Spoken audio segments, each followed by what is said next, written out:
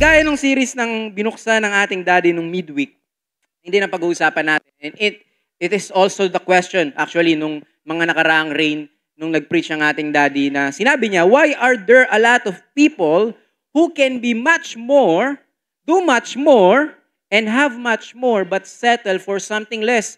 Bakit daw may mga tao na kaya naman, diba? Kaya namang maging masigit, or kaya namang gumawa pa ng masigit, or magkaroon ng masigit, ay nagsisettle sa kakaunti. Tanungin mo yung katabi mo, nagsisettle ka ba sa less? Yan, tanungin natin siya. Kasi ayaw natin na mag-settle tayo sa less. Kasi ang gusto ng Diyos sa atin ay laging best. Amen? Grabe, di ba? Motivational. Pero, dahil nga, nag-settle sila sa less. Bakit? Anong dahilan? Di ba? Sinabi ng daddy din doon sa midweek yung 3 dahilan. At ngayon, sa mga susunod na Sunday, sa mga susunod na services, ay ito daw muna yung pag-uusapan natin, which is yung lack of awareness. Kaya tignan mo yung katabi mo. Kakasimula pa lang ng preaching, tulog na. Gisingin mo siya. Awareness. Di ba? Baka di ka aware. Di ba? Yung katabi mo nakapikit na. Or kahit ikaw, baka di ka aware. Di ba? Habang nakikinig ka ng preaching, naghihinip ka na pala. Di ba? Nakapikit ka na pala. So, listen tayo, makinig tayo sa Word of God dahil alam natin na mangungusap ang Lord sa atin sa umagang ito. Amen? So, ano nga ba ang meaning ng awareness? Sabi dito, ang meaning ng awareness, Cambridge Dictionary, knowledge that something exists. So, kung may awareness ka, may kaalaman ka na may isang bagay na nag-i-exist. Halimbawa, yung bahay mo, alam mo na nag-i-exist siya at alam mo kung saan yun. So, aware ka na meron kang bahay na inuuwian. Tama? Or understanding of situation. Actually, ito yung pag-uusapan natin ngayon. Yung pagkaunawa natin sa sitwasyon. Diba? Bakit ba nangyari yun? Bakit ba may problema sa pamilya ko? Paano nangyari yun? Anong dahilan? You understand it and you are aware na may problema. Tama? Parang ganun, pag may problema. Or parang may problema sa school. Or bakit ka pinapagalitan ng teacher mo? Means, pag naintindihan mo yun, kung anong nangyari sa situation na yun, aware ka kung bakit nangyayari yun. Amen? At yun ang gustong gawin or gustong mangyari sa atin ng Diyos na maging aware tayo sa nangyayari sa buhay natin. Amen? Understanding of situation or subject at the present time based on information, dahil sa nakuha nating information at sa ating experience. Amen? So, nagkakaroon tayo ng awareness. At ayon ng Diyos na kulang tayo sa awareness. Kasi nga, sabi nga rin ng ating daddy, lack of awareness is equal to ignorance. Diba? Kapag kulang daw tayo sa awareness, kulang tayo sa attention, kulang tayo sa information, sa understanding, we are ignorant. Grabe, di ba? Ang bigat ng word. At actually, ayaw ng Diyos na ang mga Kristiyano ay ignorant. Especially ignorante pagdating sa Word of God, sa kalooban ng Diyos. Gusto ng Panginoon, bawat isa sa atin na nandito, bawat sa atin na naniniwala sa Kanya, hindi gusto niya na marunong tayo, maalam tayo sa kung ano ang gusto niyang ipagawa sa buhay natin. Amen? Kaya tanongin mo yung katabi mo, do you know the will of God? Diba? Alam ba natin yung kalooban ng Diyos sa buhay natin? Alam ba natin yung purpose ng Diyos sa buhay natin? At, nga, sino dito yung ayaw ng lack of awareness? Meron ba ditong ayaw? Ayaw mo nung kulang ka sa awareness? Ayaw mo yun, di ba? Taas kamay. Nalito kayo dun, eh, no? Sino dito gusto ng awareness? Sa'yo na lang, para mas madali. Yan. Sino dito gusto ng awareness? Gusto natin yun, di ba? At pag-uusapan natin, ito, actually, samahan tayo ng Panginoon dahil actually, hirap talaga akong mag-share pagdating sa Old Testament. Pero ngayon, mag-share tayo patungkol ngayon sa Old Testament. Yan, Old Testament stories tayo. Yung panahon, balik tayo sa panahon nila Moses at nung 12 spies. Okay? Alam na natin to, di ba? Yung next slide, para may picture. Yan. Okay. Ano tayo? May picture tayo ngayon. Di lang tayo puro verse. Yan. Nung panahon nila Moses at nung 12 spies. At yung gagawin ng 12 spies, sabi ni Moses, or utos ni Moses sa kanila, pupunta sila dun sa land na ipinangako ng Diyos. At kailangan maging aware sila sa 4 na bagay. Okay? Ito yung kailangan nila maging aware sa 4 na bagay. Ito na yung mga 4 na bagay na yun. Saan ba yun? Ito yung 4 na bagay. People. Okay? Anong mga klaseng tao yung nandun? Land. Di ba? Anong klaseng lupain yung meron dun? Maganda ba or pangit? Defense, di ba? Matitibay ba yung ano dun or wala silang depensa? And agriculture, yung mga bunga ng prutas, mga bunga ng kanilang halaman o puno. So, 4 na bagay yung kailangan nila. Pagbalik nila doon kay Moses, pagbalik nila doon sa mga Israelites, ay kailangan ma-report nila kung ano yung lagay ng 4 na yon. Okay, nai-gets natin? And nung bumalik sila, syempre, bumalik sila after 40 days. Grabe, ang tagal nun. Sabihin natin, 40 days. For 40 days, nag-espiya lang sila dun. Tinignan nila ano yung people, yung land, yung defense, and yung agriculture. And pagbalik nila, may dala-dala silang report. At sabi dito sa report nila, Numbers 13, verse 27 to 28, and they told him, we came to the land to which you sent us. Pumunta sila doon. It flows with milk and honey, and this is its fruit. Diba? Actually, yung fruit doon, mga malalaking fruit. Diba? Kunyari, yung grapes doon, yung ganun na grapes sa atin, ganun yung kada isa ng grapes sa kanila. Diba? O kaya yung pakwan sa kanila, malaki sa atin, diba? Mas malaki doon, mas mabigat. Yun yung dala-dala nilang bunga. Kasi nga, anihan doon eh. So parang namitas sila doon, diba? Kanguha sila. And sabi doon, it flows with milk and honey.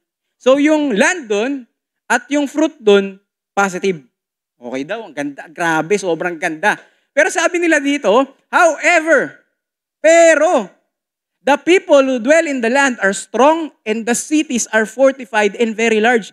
And besides, we saw the descendants of Anak there. Sabi dito, however, the people are, malalakas daw yung mga tao doon. So parang sa buhay natin, di ba, personal life natin, may promotion naman pero minsan sinasabi natin, parang di ko yata kaya. Parang nasanay na ako sa ganitong posisyon ko. Or pwedeng sa business mo, parang di ko yata kaya yung mga malalaking kumpanya. Pwede na ako dito sa mga small time lang. Parang ganun din tayo, di ba? May provision na si Lord. May pangako na si Lord sa buhay natin. Tama? Pero, ano nakikita natin? Yung pagsubok na pagdadaanan natin. Yung pagsubok na haharapin natin. Amen? At kagaya ng mga spice na pinadala, yung 10. Hindi lahat ng spice, kundi yung 10 na pinadala kasi yung 2 may ibang report. Yung 10 pinadala, ay yung sinasabi, the cities are fortified. Grabe yung protection dun, grabe yung defense. At nandun daw yung mga descendants of Anak. Diba? Pag tinagalog mo yun, anak ng anak, ang dami talaga yun. Diba? Anak ng anak eh. Hindi, joke lang. Yun, descendants of Anak, yung mga higante. Diba? Kung higante yung mga fruit, higante rin yung mga tao. So, grabe talaga. Ang mahirap talaga, diba? And, actually, yung 4 na tinanong sa kanila, or 4 na assignment nila na maging aware sila, ay nagawa naman nila. Tama? Na-search nila yung people, yung land, yung fruit, and yung defense. Pero, nung binabasa ko to, nagkaroon ako ng revelation na hindi lang pala dapat tayo maging aware. Okay? Kasi baka akala, sige, kailangan maging aware ako. Sige, magiging aware ako sa lahat ng bagay. Hindi lang pala yun. Kasi bakit sabi dito, not lack of awareness in everything, but lack of awareness in the God whom we are serving. At yun yung wala sa kanila. Yun ang wala sa 10 spy. Meron sila, aware sila sa lahat ng bagay. Sa anong meron dun sa promised land. Pero hindi sila naging aware sa kung sino ang Diyos nila. Actually, sabi pa nga nila dun sa next verse. Pero babasahin muna natin to. Pero ito yung sabi ni Caleb and ni Joshua. Numbers 13 verse 30. But Caleb quieted the people before Moses and said, let us go up at once and occupy it, for we are well able to overcome it. So sinasabi ni Caleb, at kasama niya dito si Joshua, supporter niya si Joshua, let us go up at once and occupy it, for we are well able. Kaya natin. Sabihin mo sa katabi mo, kaya mo. Di ba kung nakikita natin na hindi natin kaya, sabihin natin at i-remind natin sa sarili natin, kaya natin. Dahil pinangako yun ng Diyos, dahil ayun ang gusto ng Diyos sa atin, dahil ang purpose na sa buhay natin, kaya natin. Amen? Sabay-sabay natin sabihin, kaya natin. Amen? Kaya be aware na pwede pala. Or mas madali, na kaya pala. Kaya natin. Diba parang titingnan mo yung ability mo ngayon, yung capability mo ngayon, yung character na meron ka, yung skills na meron ka, parang hindi mo kaya. Pero dahil pinangako ng Diyos, sumunod tayo sa Kanya. pinangako ng Diyos, confident kang sabihin, I am well able. Kaya ko. Mapagtatagumpayan ko dahil si Lord ang nangako sa akin. At kagaya nung ni Joshua and ni Caleb, nawa ay manindigan pa rin tayo sa kung ano yung pinangako ng Diyos sa personal nating buhay. Kasi lahat sa atin, may pangako ang Diyos eh. Tama? May mga personal promises ang Lord sa atin. Amen? And parang titignan, hindi naniniwala yung iba, ikaw maniwala ka lang patuloy. Kahit pa mas marami yung hindi naniniwala. Diba? Ipakita mo kung sino ka. Diba? Ipakita mo kung ano yung pangako ng Diyos sa'yo na mangyayari. Ipakita mo yon na mangyayari yun. Amen? Kasi bakit? 10 doon, hindi naniwala. At 2 lang silang naniwala na kaya yung mapuntahan, na kaya yung marating at makuha nila. Tama? Kasi bakit? Marami sa atin ay nag-shift yung change dahil sa majority. Actually, may tawag yan, the bandwagon effect. Marami sa atin, di ba? Dahil ginagawa na ng lahat, dahil kahit iba yung paniniwala mo, gagawin mo na rin. Halimbawa, sa work natin, kahit alam mong illegal, parang gano'n, alam mong mali, pero dahil ginagawa naman ng lahat, di naman sila nahuhuli. Di ba? Wala naman nahuhuli. So, gagawin ko na rin. Tama? Or sa school, di ba? Nagkokopyahan silang lahat. Mangungopya na rin ako kahit di talaga ako nangungopya. Kahit mas matalino pa ako sa kanila. Di ba? Tama, may mga ganun minsan, di ba? Actually, may mga parato tayo dito.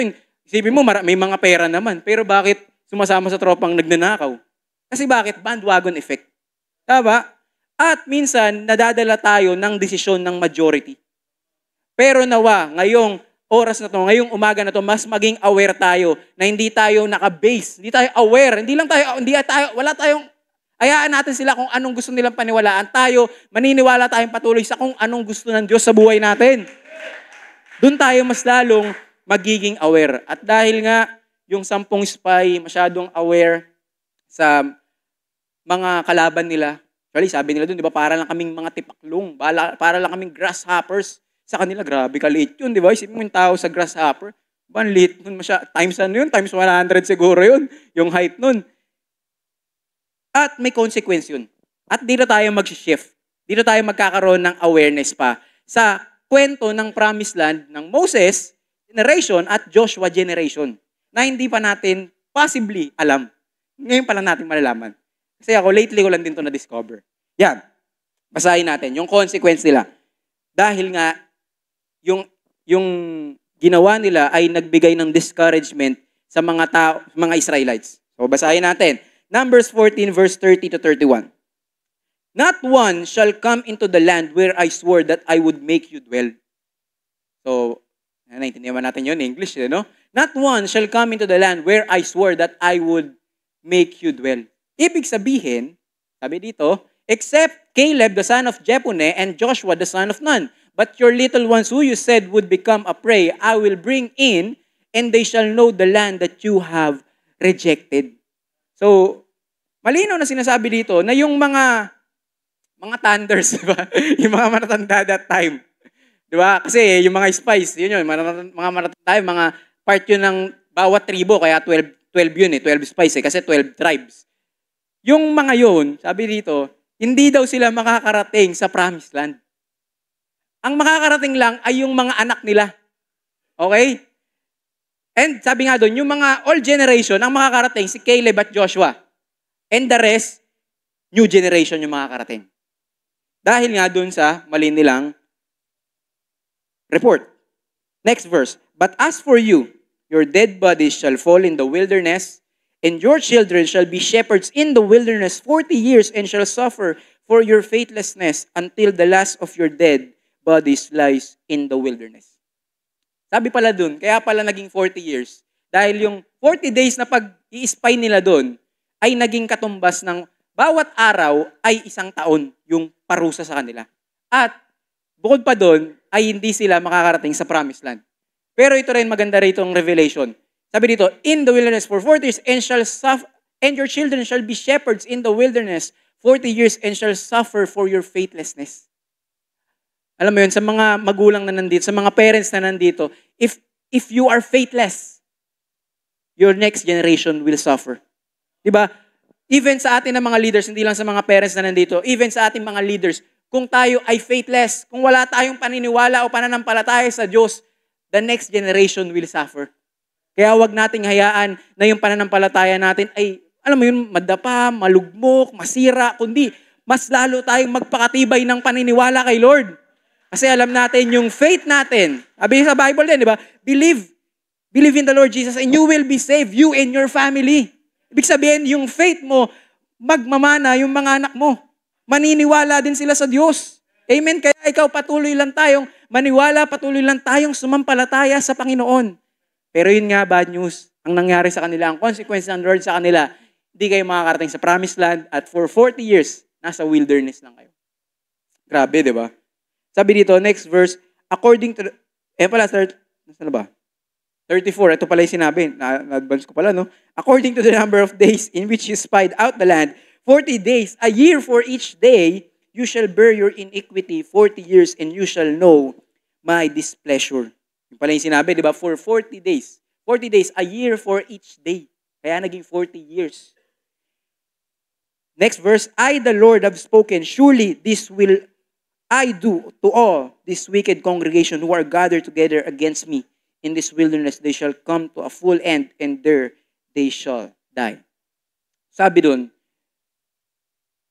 kasi laging nagrereklamo yung old generation, yung Moses generation. Lagi sila nagrereklamo. At ito nga, yung pagrereklamo nila, naghahalit si Lord sa kanila. At nung naghahalit si Lord sa kanila, kasi nga, sabi nila, bakit pa kami pinalabas sa Egypt, di ba? Mamatay din pala kami, di pala natin kaya yung promised land, di. Bakit pa kami pinangakuan, di ba? Di pala kaya to pa rin. Ganun yung pagtingin nila kay Lord, di ba? Pero, dahil nga dun kay Joshua at Caleb, hindi sila nag-satisfy sa pwede na yan. Kasi totoo lang, hindi pwede na yan. Kundi, pwede pala. Tama? Kasi yung pwede na yan, yung term na yun, settle ka na eh. Okay na ako dito, pwede na to. Pero yung pwede pala, may inaasahan kang masigit. May inaasahan kang advance. May inaasahan kang upgrade sa buhay mo. Upgrade sa equipment na meron ka. Upgrade sa bahay na meron ka. Lahat ng upgrade, lahat ng advancement na pwedeng gawin sa atin ng Panginoon, ayun yung ina-expect mo, hindi pwede na yan. Okay, hindi pwede yung settle lang tayo dito, ito na yun. Even sa church natin, hindi pwede na to. Yes, maganda yung church natin, tama? Pero may pwede pa pala. Pwede pa palang magkaroon tayo ng big church. Amen? Diba? May big church, oh. Yan. Okay. Pwede ba tayo? Let's pay. Yun. Noon ang kinumit natin ay pay natin at maghanap pa tayo ng ating mga sponsors. Kasi pwede yan. Pwedeng mangyari. Parang titignan natin, ang hirap. Pero pwede pala. At pag nakarating na tayo dun, masasabi natin pwede pala talaga. Amen? At kagaya, yun nga, ng Joshua generation, bumalik ulit sila. Diba? Wala na, patay na yung mga patay na ang lingkod kong si Moses, kaya Joshua, ikaw na ang maglilid sa mga Israelites. Tatagan mo ang loob mo kung paano kong sinamahan paano ko sinamahan si Moses, sasamahan din kita. At sabi pa doon ni Lord, kung anong tapakan ng paa mo, sa'yo na. Grabe, di ba? Lupit nun, di ba? Uy, sa akin na to. Property ko na agad to, di ba? Parang ang lupit nun, di ba? And even sa atin, di ba? Parang dapat ganun din tayo. Kung anong tapakan natin, we are called there to influence. We are called there to be salt and light. Tama? Di ka mahina doon, hindi ka talunan doon, hindi tayo pinipersecute dahil pinagtatawanan tayo sa kakulangan natin o sa kahinaan na meron tayo, kundi pinipersecute tayo dahil grabe yung ginagawa ng Diyos sa buhay natin. Amen? Possible na persecute tayo. At maging ilaw tayo ng kung nasaan man tayo. Sa family mo, maging ilaw ka. Sa family mo, ikaw ang magbigay ng hope. Hindi ikaw yung laging daing ng daing, hindi ikaw yung laging parang nagrereklamo sa Panginoon, hindi. Kundi lagi tayong nagkakaroon ng faith kay Lord, nagbibigay tayo ng hope sa mga tao, nagbibigay tayo ng life sa mga tao. Amen? At yun nga, bumalik sila doon sa Promised Land, specifically sa Jericho. Nag-spy ulit sila. At lesson learned kay Joshua, 2 na lang yung pinadala niya. Yan. Tama, 2 na lang, di ba? Kasi bakit? Nung 12 yung pinadala, 10 doon yung hindi totoo. 2 doon yung totoo. Kaya nung lesson learned, di ba? Lesson learned si Joshua, 2 na lang yung pinadala niya. Kasi baka mangyari daw ulit, yung 12, may 10 na naman. Wala na naman yung Joshua generation, may another generation naman. Kaya, yun nangyari na, 2 Dalawa na lang yung pinadala niya. At nung pumunta sila dun sa Wall of Jericho, napunta yung dalawang spy sa prostitute. Wow, grabe, pinuntahan nila yung prostitute. Pinuntahan nila si Rahab. Sa bahay ni Rahab sila nakapunta. At doon sila nakapagtago. Kasi nga, nalaman ng mga nasa loob ng Jericho na may nakapasok pala. Hinahanap nila. At sabi nila, isa lang pupuntahan nun kay Rahab. Diba? Sa prostitute. At hinahanap nila doon. Pero si Rahab, tinago yung dalawang spies. Kasi bakit? Si Rahab pala, may alam na. Diba? Aware na siya. Diba? Pwedeng unbeliever pa that time si Rahab, pero aware na siya sa kung sino ang Diyos.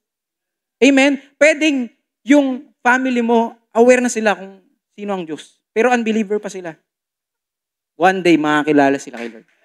Sa work mo, one day, makakilala sila kay Lord.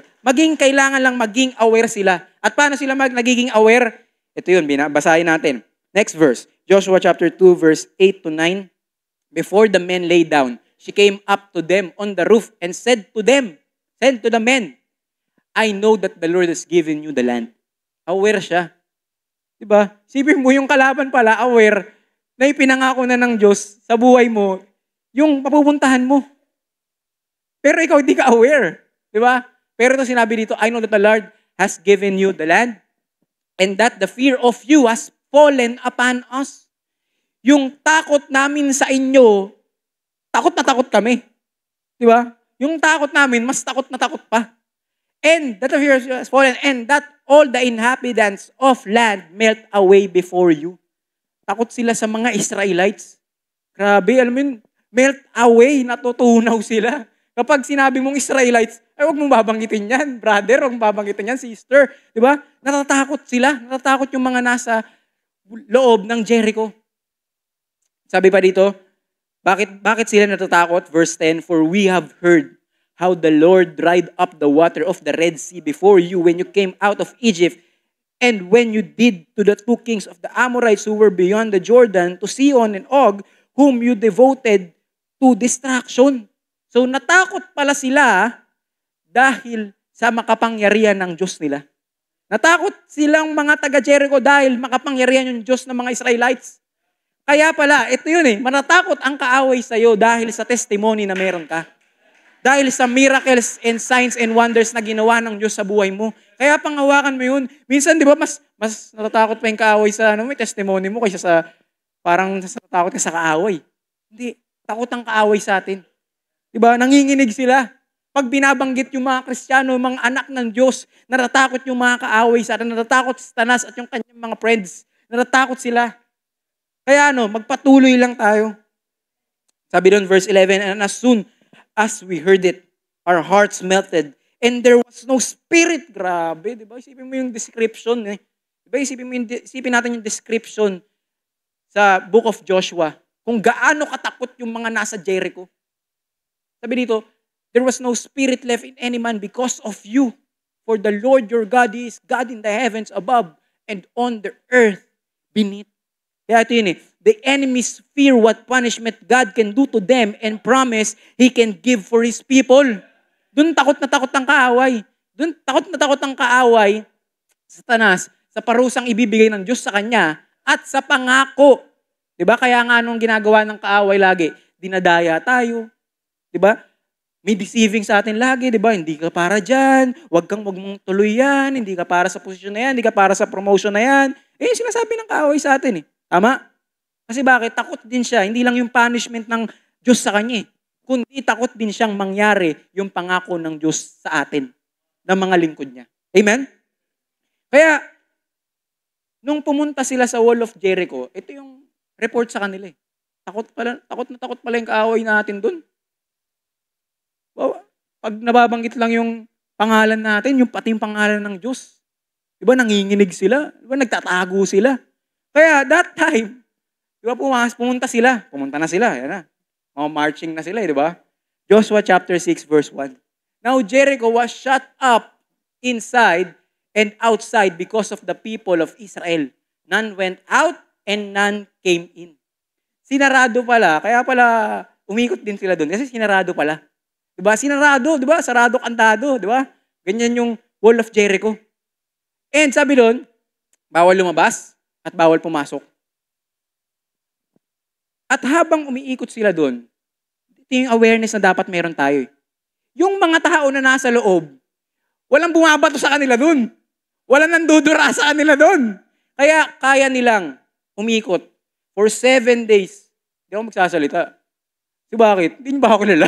Di ba?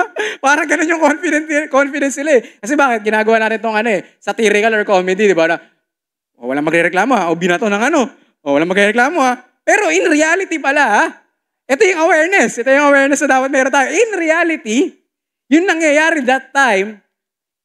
Unang-una, hindi sila reklamador kasi Joshua generation na yun eh. Wala talaga nagrereklamo. Lord, bakit ito papagawa mo sa amin? Okay lang Lord, kahit anong pagawa mo sa amin, kahit magtatumbling pa kami dun, okay lang eh. Eh sabi ni Lord, walang magsasalita, ikot lang tayo, tas sa 7th day, doon na tayo mag-aano ng trompeta natin. Diba? So, ganun yung ginawa nila. At habang iniikot nila yun, isipin mo yung takot. Isipin natin yung takot ng kaaway habang iniikot. Diba? Kakaiba na naman yung ginagawa ni Lord ha. Parang ganun sila. Kakaiba na naman yung ni Lord ha, yung plano ni Lord, yung way ni Lord. Kasi parang yung sa Red Sea, di ba? Hinahati, di ba? Kakaiba na naman to ah. Umiikot, hindi nagsasalita. Di ba? At minsan, may papagawa si Lord sa atin na kakaiba. Parang hindi natin maintindihan. Bakit ito gagawin ko, Lord? Bakit magtatrabaho ko sa ganitong kumpanya? Bakit accept ko tong opportunity na to, yung client na to? Parang titingnan natin, parang imposible. Bakit kailangan kausapin ko pa rin ito na maayos kahit magulo na yung customer ko? Parang minsan titingnan mo, parang ang gulo, di ba? Parang hindi mo rin maintindihan si Lord minsan. Pero have faith. Sumunod ka lang kay Lord. Kasi bakit? Sa'yo na yun eh. Di ba? Sa'yo na yun. Amen? Sabihin mo sa katabi mo, sa'yo na yun. Dapat yung sa'yo lang ha. Di ba? Hindi pwedeng sa'yo na yung hindi sa kayo. Tama? Kaya nga hindi, maging sa declaration ito, dagdag ko lang dito. Pag nagde-declare ka, kunyari, kotse, akin yun. Wag yung may-ari na. Dapat magde-declare ka pag dun sa showroom. Yan, sa mga, kunyari, sa Toyota. Akin yun. Kasi wala pa may-ari nun eh. Binebenta yun eh. Pero yung may-ari, kunyari, kapitbahay mo, akin to. Yari ka doon. May-ari yun, di ba? Kaya pa magde-declare ka, sa mga wala pang may-ari. Tama? Kasi hirap yun, di ba? Lalo na ngayon. Akin, narinig ka ng kapitbahay mo. Ipablatter ka sa barangay niyo. Tama? So, ano sabihin na ito? Yung promise ng Lord sa atin, kung may kaaway man, kung may pagsubok man, may problema man, makakayanan natin.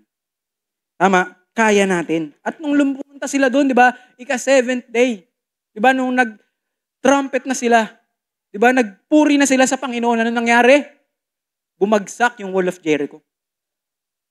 At walang namatay sa kanila. Tama? Walang nabalita na matay doon. May nabalita ba na matay? Na aksidente? Wala eh. Actually, may gumawa pa nga ng kasalanan, di ba? Si Akan, di ba? Si Akan, naging akin, di ba? Kinuha niya yung mga hindi dapat sa kanila eh. Tinago niya eh, tama? Kaya pinarusahan siya ni Lord. Pero, wala na kasi bakit? Takot na takot yung kaaway doon. Binasican lang nila. Di ba? Kung aware ka lang sa pangako ng Diyos sa'yo, bebasican mo lang yan. Bebasican lang natin. Eh, yung iba hindi aware, di ba? Yung Moses generation, di aware. 40 years wilderness. 40 years pagdurusa. Di sila naging aware eh. Pero kung aware ka, kala mo mahirap pala. Pero dahil may Diyos ka, napadali. Tama? Minsan, may mga patotoo tayong ganun, na sa iba parang ang hirap, pero sa'yo pinadali ng Lord. Diba? Sa iba parang ang hirap ma-promote, pero pinadali sa'yo ng Lord. Partida, hindi ka pa nang graduate. Tama? May mga time na ganun, partida, hindi ka pa ganun katalino, hindi ka pa ganun kagaling. Pero pinadali ng Lord. Kasi bakit? Anak ka ng Diyos eh. At kung anak tayo ng Diyos, takot ang kaaway natin. Tama? Takot sila. At kung takot sila, bakit ka matatakot? Diba? Sino ba boss mo? Diba parang lumang meme, sino ba boss mo? Si Lord Jesus. Diba? Sino ba ang Lord mo? Diba? Si Jesus. At kung siya ang Lord mo, siya ang Diyos mo, bakit ka matatakot? Ito nga ang sabi sa Romans chapter 8, verse 31 to 32. Patapos na po tayo. What then shall we say to these things? If God is for us, who can be against us? Kung ang Diyos ay sa atin, sino ang laban sa atin? Kasama mo ang Diyos eh. Minsan nga, di ba, kasama mo lang yung barangay captain, di ba? Ikaw yung naging watcher ng captain nyo, nanalo, di ba? Ang ano mo eh, di ba? Ang tikas mo sa barangay nyo eh, di ba? Lakad-lakad ka. Chairman, Diba? Eh, yun lang kilala. How much more kung ang Diyos ang kasama mo? Kung ang Diyos ang kasama natin, walang sino mang lalaban sa atin. Pero hindi ka makikipag-away. Oh, laban. Sige, kasama ko si Lord. Nakipag-away. Kasi bakit? Di naman tayo nakikipag-away by physical. Di ba? By the spiritual realm. Tama? Yung mga gawa ng kaaway, gawa ng mali, gawa ng kasamaan, yun yung kalaban natin eh. At ito pa yung maganda doon. Hindi lang yung kasama natin ng Diyos at walang laban sa atin. Ganda na ito. He who did not spare His own Son, but gave Him up for us all. Kung siya na hindi pinagkait ang kanyang anak, how will He not also with Him graciously give us all things? Kung yung anak niya hindi niya pinagkait, bakit kanya pagkukulangin? Kayang isupply ni Lord pangangailangan mo. Di ba, yung unbeliever na nag-iisip sila anong kakainin, ikaw, dahil anak ka ng Diyos, ay, ang unbeliever nag-iisip kung kakain ba sila. Ikaw, dahil unbeliever, dahil believer ka, dahil anak ka ng Diyos, ang iniisip mo, saan kakain? Di ba, hindi na yung kakain ba? Hindi na usapin yun, kasi alam mo kakain ka. Hindi mo na iniisip yun, yung dadamitin mo, yung bibihisin mo, yung titirhan mo, hindi mo na iniisip yun. Kasi bakit? Pang-unbeliever yun. Pero ikaw, believer, ang iniisip mo na, ano pa yung mas better? Mas na better pa, di ba? Grabe yun. Ano yung better? Di ba? Ano yung mas sigit na ibinigay ng Diyos sa atin? Ano yung mas sigit na pwede pa nating gawin sa Panginoon? Amen? Ayun na yung iniisip natin. At sabi doon, hindi niya ipagkakait sa atin ang lahat ng bagay. Pangangailangan natin, hindi niya ipagkakait. Minsan nga kahit yung wants na natin, na ibibigay pa rin ng Lord. Tama? Kahit di na needs natin, kahit yung wants na kahit yung gusto natin, nabibigay sila. Pero may mga times, syempre, na may hirap na season, may hirap na moments, pero hindi rin naman hayaan ni Lord na laging mahirap. Diba? May time na mahirap, may time na abundant. Kasi hindi niya sabi niya. Pero bago natin sabihin yun, basahin muna natin itong verse 37. At sinabi rin actually ito binanggit din ng ating daddy nung midweek. No, in all these things, we are more than conquerors through Him who loved us. Sa magitan ng Panginoong Yesus na mahal tayo ay higit pa sa mananagumpay. Yung persecution, yung problema na kinakaharap mo, yung suliranin na pinagdadaanan natin. Ano yun? Wala yun. Kasi bakit? Tayo'y higit pa sa mananagumpay. Kaya be aware na pwede pala. Na kaya pala. Be aware. Maging aware ka, kaya mo. Bakit natin kaya? Dahil sa Kanya na nagmamahal sa atin. At sabi doon, sabi ba doon sa mga next verse, walang makapaghihiwalay sa pag-ibig ng Diyos sa atin. At kung walang makapaghihiwalay doon, anong hindi natin kaya? Anong imposible sa atin? Lahat posible. Tama? At kaya nga sabi doon sa next verse natin sa Philippians chapter 4 verse 11 to 12 hanggang 13, not that I am speaking of being in need, for I have learned in whatever situation I am to be content. I know how to be brought low. So may mga pagkakataon, nasa low moments tayo. And I know how to abound. Hindi naman pwedeng lagi kang mahirap. Diba? Mahirap lang, pwede na to kasi Kristiyano naman ako. Hindi. Sabi kasi dito, alam ko kung may time na mababa at naranasan ko yung I know how to abound. Kaya sa mga naghihirap, paparanas sa atin, Lord, yung abound. At sa mga nag-a-abound, ipaparanas din sa inyo, Lord, yung low moments. Diba? Hindi dahil nagtitrip lang sa iyo si Lord, kundi para daw, sabi dito, in whatever situation, I am to be content upang matutunan natin na makontento. Na kayanin natin. Hindi lang yung kayanin natin yung paparating na pangako ng Diyos, kundi kayanin natin habang pumupunta tayo doon sa pangako ng Diyos. In any and every circumstance, I have learned the secret of facing plenty. May time, marami. And hunger. Abundance and need. So may positive, may negative. Kinaya ni Pablo. Kaya nga sabi nun sa verse 13, I can do all things through Him who strengthens me. Kaya, kaya natin. Tama? Kaya natin. Be aware. Be aware sa capability ng Diyos mo. Ng Diyos natin. Be aware sa bagay na yun. Kaya ulitin ko, be aware na pwede pala, na kaya pala. Tayong lahat ay tumayo. And let's have now the courage and faith and awareness na kaya pala natin. Alam mo yun, actually, may mga moments na tayong ganun eh. babalikan natin yung kaya pala moments natin. Di ba yung mga time na tatagal kaya ako sa trabahong to? Then, makikita mo na lang yung sarili mo, promoted ka na sa mataas na posisyon. Di ba?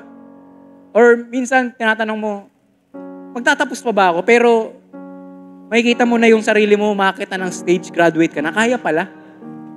Or, matatagalan ko kaya itong business na to, magsasucceed kaya yung business na to. Pero makikita mo, iba-iba ng client yung lumalapit sa'yo. Sila na yung lumalapit, hindi ka na alam mo yun, ikaw na nga minsan yung tumatanggi sa client na binibigay sa'yo ng Lord. Ikaw na minsan yung tumatanggi kasi bakit hindi na kaya ng schedule mo. Sabay-sabay na, di ba? Kasi bakit? Kaya pala. Huwag kang tumingin sa sarili mo. Huwag tayong tumingin sa sarili natin. Kasi kung titingin tayo sa sarili natin, hindi talaga natin kaya. Sa skills na meron tayo, hindi talaga natin kaya. Sa pera na meron tayo, may mga imposibleng bagay na hindi natin kaya. Pero pag ang Diyos ang tinignan natin, through Him, in Christ, kaya natin. Amen? So now, let's us worship the Lord and let's untangle every worries. Diba? Alisin natin yung worries, alisin natin yung unbelief natin, yung faithlessness natin sa isip natin, sa puso natin, alisin natin, and let us have courage right now na sumunod sa Panginoon at maging aware sa potential na ibinigay ng Diyos sa buhay natin. Hallelujah, Lord. Let us worship the Lord right now.